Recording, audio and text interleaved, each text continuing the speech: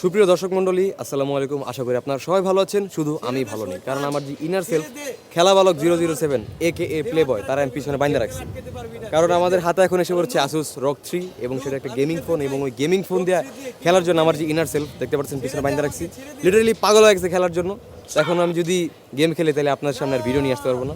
তো সেই জন্য আপনার সামনে ভিডিও নিয়ে আসার জন্য আমার ইনার সেলফকে আমি কুরবানি দিয়ে আপনাদের সামনে চলে এসেছি Asus Rog Phone 3 এর একটা ইমপ্রেশন এবং আনবক্সিং ভিডিও নিয়ে। সাথে থাকুন।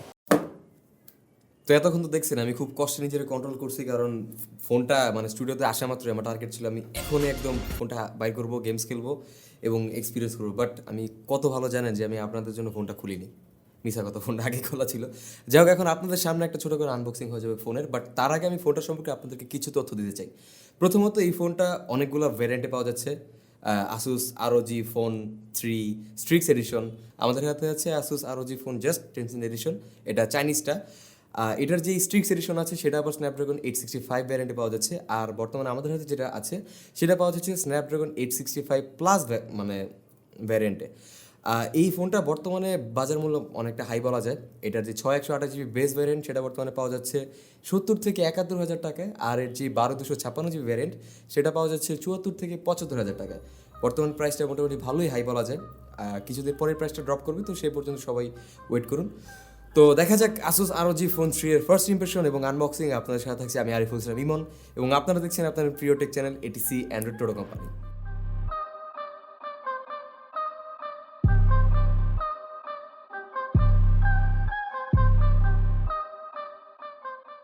আমাদের আজকের এই ভিডিওটি স্পন্সর করেছে রাদুগা। তাদের কাছে এই ফোনটি সহ নানান বিভিন্ন ধরনের ফোন পেয়ে যাবেন। ঘুরে আসতে পারেন রাদুগার Facebook page and group, link থাকবে ডেসক্রিপশন বক্সে। ওকে, তো আমরা এখন এটার আনবক্সিং করবো। সিম ইজেক্টরটা তো তারা গেমিং ভাইব দিয়ে দিছে, নাইস। কেস, তো পরে আমরা কেসটা ইনসার্ট করে দেখবো। কিছু পেপার ওয়ার্কস, আরও কিছু paper works. First of all, এই ফোনটা আপনি হাতে নিলে বুঝবেন যে এটা একটা গেমিং ফোন। একটা 30 ওয়াটের ফাস্ট চার্জার, যেহেতু একটা হেডফোন জ্যাক নাই তাই একটা headphone Jack USB Type-C adapter, এবং লাস্টলি একটা নাইস ডাটা কেবল। দেখেই বুঝতে পারতেছেন এই কেসটা প্রোটেকশনের জন্য না। ওকে, তো এই জিনিসটা ডোপ। আমরা এখন যদি বক্সটারে স্ক্যান করি তাহলে আমাদেরকে একটা গেম খেলতে দিবে। ও নো, নাইস। মানে এগুলো দেখলে বোঝা যায় যে এটা আসলে একটা গেমিং জিনিস।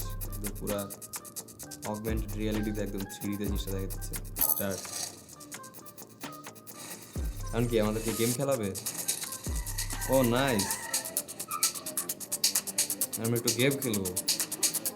যাই না গেম খেলে কি হয়, বাট এই কি রে ওই। তো যদি আমরা ফোনটা দেখি রাইট অফ দ্য ব্যাট, এই ফোনটা দেখে আপনার কোনোভাবেই মনে হবে না এটা একটা এভরিডে রেগুলার ইউজার মানে একটা ইউজারের ফোন। এটা জাস্ট আপনার দেখার মতো একটা ভাইব আসবে। এটা সামথিং ফিউচারিস্টিক, সামথিং ইউনিক। মানে আপনার দেখলে মনে হবে এটা গেমিংয়ের জন্য বানাইছে ফোনটা। হাতে নিলে সেরকম একটা ভাইব চলে আসে। তো আমাদের হাতে লাকিলে এই মুহূর্তে রোগ ফোন 2টাও আছে।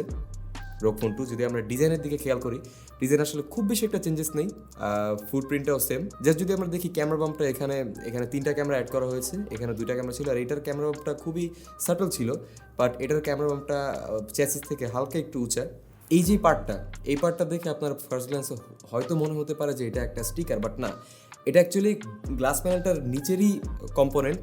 লেট যে এই পার্টটাতে হচ্ছে যে গ্লাসটা ইলুমিনেটেড, যার কারণে গ্লাসের নিচের অবজেক্টটা দেখা যাচ্ছে। এখানে যে নাট স্ক্রু, যে কম্পার্টমেন্টটা দেখা যাচ্ছে, এটা লেজিট, মানে এটা কোনো স্টিকার না, এটা নিচে থাকছে। আর এখানে যে ছোটো ফুটাটা দেখা যাচ্ছে, এটা অ্যাকচুয়ালি এয়ার ইনটেকের জন্য। আরেকটা জিনিস আমরা জানি যে প্রিভিয়াস Asus ROG Phone 2-তে একটা আচ্ছা সরি, যাও, আগের যে Asus Rog Phone 2 ছিল সেটাতে একটা ডেডিকেটেড এয়ার কুলার ফ্যান দিয়ে দিয়েছিল ফোনটা কুল করার জন্য, যেহেতু ফোনটা খুব গরম হতো। তো সেম এক্স্যাক্ট এই ধরনের একটা ফ্যান Rog 3-তেও আছে, যেটা আমাদের কাছে নাই। এটা আপনার হয়তো আলাদা কিনতে হবে, অথবা স্পেশাল কোনো এডিশনে বক্সের সাথে দেয়। ওই স্পেশাল এডিশনটা আমাদের কাছে নেই, আমরা গরিব, তাই নর্মাল এডিশনটা। তো এই ফ্যানটার কাজটা শুধুমাত্র ফোনটাকে কুল করে, এছাড়া আর কিছুই না। তো এখানে এয়ার ইনটেকের সিস্টেমটা আলাদা Asus Rog Phone 2-তে, আর Asus Rog Phone 3-তে এয়ার ইনটেকের সিস্টেমটা পুরোপুরি আলাদা। এটা আপনারা দেখতে পারতেছেন, পজিশনিংটা চেঞ্জ। মেইন কথা হচ্ছে যে এটা গেমিং ফোকাসড একটা ফোন। স্পেসিফিকলি যারা গেমার আছেন তারাই ফোনটা এনজয় করবেন। এছাড়া এভরিডে রেগুলার ইউজারদের হয়তো খুব একটা ইউজার এক্সপিরিয়েন্স খুব একটা ভালো নাও লাগতে পারে, কারণ ফোনটা খুবই হেভি। আর ওজন লাগারও লজিক্যাল অনেক কারণ আছে, কারণ 6000 mAh ব্যাটারি আছে এই ফোনটার মধ্যে।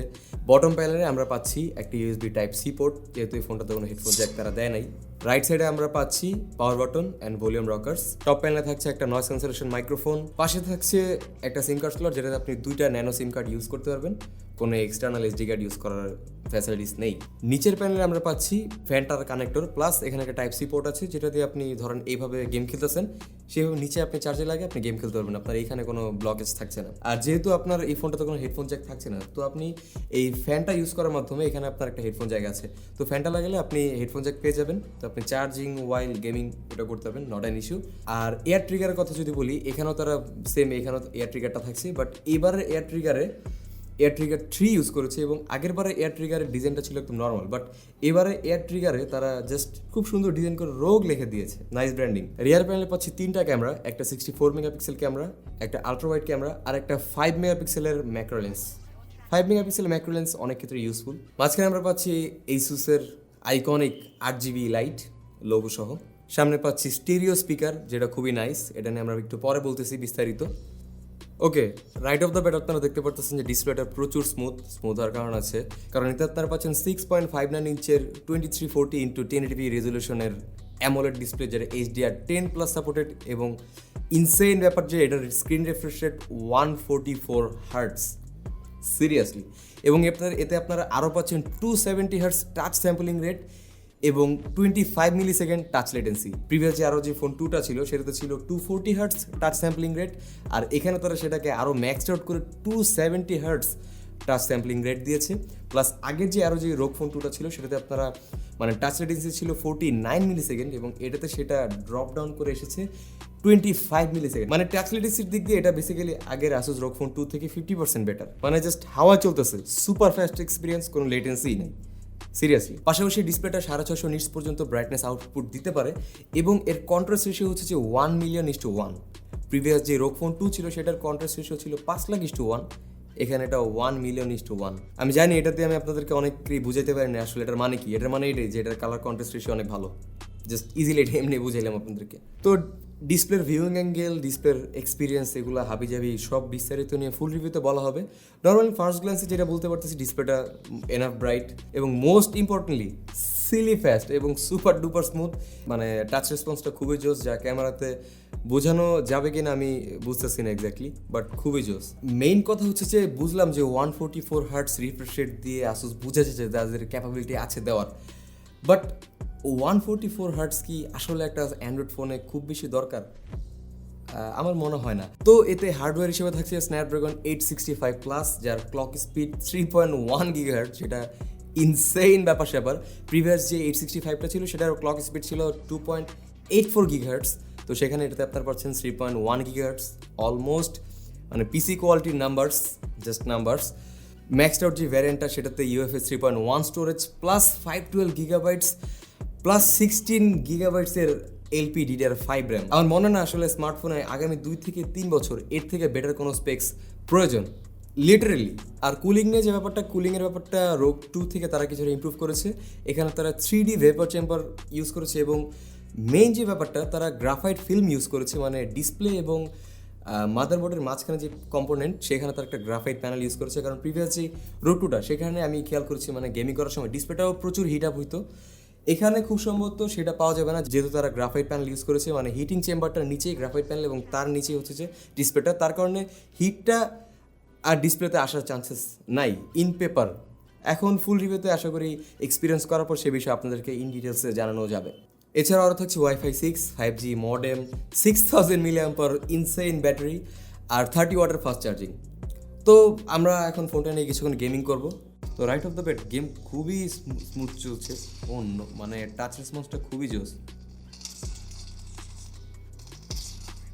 টাচ রেসপন্স খুবই খুবই খুবই সেন্সিটিভ টাচ রেসপন্স। মানে 270 হার্টস টাচ সেন্সিংয়ের যে ব্যাপারটা সেটা ক্লিয়ারলি নোটিসেবল, মানে খুবই খুবই ভালো টাচ স্যাম্পলিং রেট পাচ্ছি,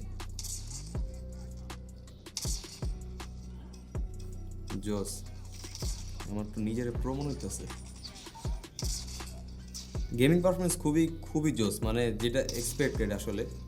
ওকে, তো আমরা এখন খেলবো পাবজি। প্রথমে আমরা ব্যাটল গ্রাউন্ড খেলতেছি, মানে আরিনা আর কি। গ্রাফিক্স যদি আপনাকে দেখে, গ্রাফিক্স একদম এইচডিআর এক্সট্রিমে দিয়ে রাখছি। আর ফ্রেম রেট আপনারা দেখতে পাচ্ছেন রিয়েল টাইম 60 এফপিএসে রান করছে, নাইস। আর 90 এফপিএস পাবেন না, কারণ 90 এফপিএস এখনও পাবজিতে অ্যাভেলেবেল না। পাবজি ওয়ানপ্লাস ডিভাইসে শুধুমাত্র 90 এফপিএসে রান করে, তারা আপডেটে ওয়ানপ্লাস ডিভাইসের জন্য জাস্ট 90 এফপিএস অপটিমাইজেশন করে দিয়েছে। এটা এখন এখানে পাচ্ছি না, যদিও এটার সফটওয়্যার মানে হার্ডওয়্যার ক্যাপাবিলিটি আছে আরও অনেক ফ্রেম রেটে রান করার। ওকে গাইস, এখন আমরা যে গেমটা খেলতেছি এটা কিন্তু অ্যাকচুয়ালি 144 এফপিএস ডেলিভার করতে পারে। মানে এতক্ষণ ধরে ভাবতেছিলাম যে আসলে কী গেম দিয়ে আপনাদেরকে একটা গ্লিমস দেখাবো যে কীভাবে 140 এফপিএস আদৌ এটা ডেলিভার করতে পারে কিনা। অ্যান্ড ইয়েস, এই গেমটা 140 এফপিএস ডেলিভার করতে পারে। আপনি নিচে দেখতে পারতেছেন এখানে কন্টিনিউয়াস 140 এফপিএস দেখাচ্ছে। And game play super duper super ultra smooth, যেটা এক্সপেক্টেড আসলে। ওকে, ক্যামেরা ডিপার্টমেন্টে এই ফোনে আমরা পাচ্ছি একটা 64 মেগাপিক্সেলের সনি IMX686 সেন্সর, গুড।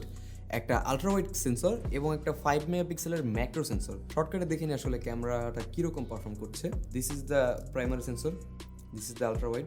ম্যাক্রোটা যদি দেখি, ম্যাক্রোটা অনেকটা ইউজেবল। 5 মেগাপিক্সেল ম্যাক্রোটা আসলে ইউজেবল অনেক ক্ষেত্রে। So this is the front camera off Asus ROG Phone 3। সামনে আপনারা পাচ্ছেন 24 মেগাপিক্সেল একটা সেলফি ক্যামেরা। পিকচার কোয়ালিটি মোটামুটি ভালোই, মোটামুটি অ্যাভারেজ ডিটেলস আছে। ওরে, এটা তো Oppo Vivo fail, oh my God. মানে কী লেভেলের face smoothing plus eye clarity বাড়া দিচ্ছে, মানে thumbs up, Oppo Vivo fail এই জায়গাতে। তো আজকের মতো ভিডিও এই পর্যন্তই শেষ।